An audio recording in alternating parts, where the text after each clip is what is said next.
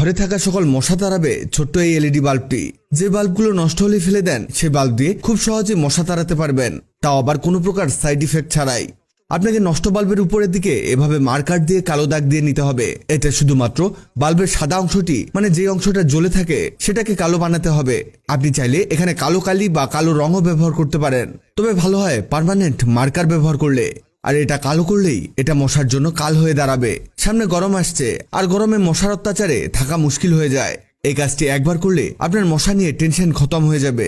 এটা শুধু যে মশা তাড়াবে তাই না, এটা আপনার রুমের সকল প্রকার কীটপতঙ্গ দূর করে দিবে। আমাদের এই বাল্বটি কালো কালার করা হয়ে গেছে, এই দেখুন। এবার লাগবে একটি বক্স। মোটামুটি সবার বাড়িতেই এমন পুরনো প্লাস্টিকের বক্স থাকে। এটার এক সাইডে কাটতে হবে। এটা কাটতে কিছুটা সাবধানতা অবলম্বন করতে হবে আপনাকে। আমরা হেক্সো ব্লেডের সাহায্য নিয়েছি, আপনি যেভাবে সহজ হয় সেভাবেই কেটে নিতে পারেন। এই যে আমাদের কাটা হয়ে গেছে। এভাবে 4 কোণা করে কেটে নিবেন। এবার একটি পুরনো ছাঁকনি নিন। এটা আমাদের একেবারে ফেটে গেছে। ছাঁকনিটি অবশ্যই স্টিলের হতে হবে এবং বড় সাইজের হতে হবে। এই ছাঁকনি থেকে এর নেটটাকে আমাদের বের করে নিতে হবে। আমরা প্লাসের সাহায্যে এটা খুলছি। এটা খুলতে আপনাকে শক্তি প্রয়োগ করতে হতে পারে। এই যে নেটটি এমন হবে। এবার আমাদের সেই বক্সের ফাঁকা জায়গাটি চারদিকে আঠা লাগাতে হবে। আপনার বাসায় বোথ সাইড টেপ থাকলে আপনি এখানে ব্যবহার করতে পারেন। আঠা দিয়ে এতে সেই নেটটিকে সেট করে দিব। এই নেটটি এমন চিকন হতে হবে যাতে এর ছিদ্র দিয়ে কোনো প্রকার মশা পালাতে না পারে। এর বাইরের সাইডেও আঠা লাগিয়ে দিতে হবে যাতে এটা আরো বেশি মজবুত হয়। এই যে আমাদের এটার কাজ শেষ। এবার এর পটের চারদিকে মার্কার চালাতে হবে, মানে এটাকেও আমাদের কালো বানাতে হবে। কি ভাবছেন আমরা এইসব জায়গায় কালো ব্যবহার করছি কেন? কালো কালার খুবই প্রয়োজনীয় এই মেশিনের জন্য। হয়েছে দেখুন। এবার বক্সের ঢাকনাটিকে কাটতে হবে, মানে এটার মাঝের অংশটিকে গোল করে কেটে নিতে হবে। এই দেখুন, এটাও কাটা হয়ে গেছে। এবার এর মধ্যে আমাদের একটি মিনি এক্সস্ট ফ্যান সেট করে দিতে হবে। এই ফ্যানটি আপনি বাজারে 70 থেকে 80 টাকায় পেয়ে যাবেন। আমরা চারদিকে আঠা লাগিয়ে দিয়ে এটাকেও সেট করে ফেলেছি। এবার এর 4 ফুটের মধ্যে আঠা দিয়ে এমন স্ক্রু বসাতে হবে। এখানে একটি জিনিস মাথায় রাখবেন, এগুলো যাতে লম্বা হয়ে থাকে।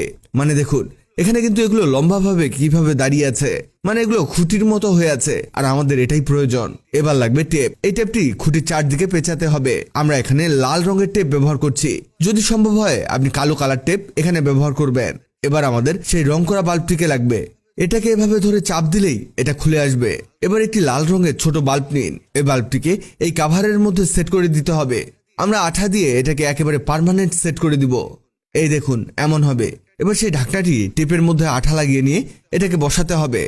এই যে বসিয়ে দিয়েছি। আর এই বাল্বের তারটিকে সেফলি সাইড দিয়ে বের করে নিন, তা না হলে ফ্যানে লেগে যেতে পারে। এবার ফ্যানের আর লাইটের লাল তারের সাথে লাল তার আর কালো তারের সাথে কালো তার জয়েন্ট দিয়ে নিবেন। এই দেখুন এভাবে। এই যে আমাদের মশা আটকানো মেশিন রেডি হয়ে গেছে।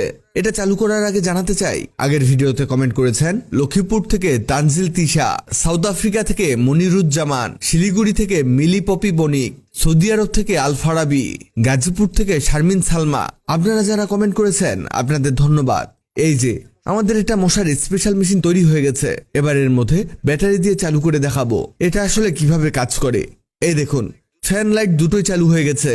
এটা রুমের মধ্যে রেখে লাইট বন্ধ করে দিন। এই দেখুন, এর লাইট এভাবে জ্বলাতে মশায়ের দিকে আকৃষ্ট হয়ে যাবে।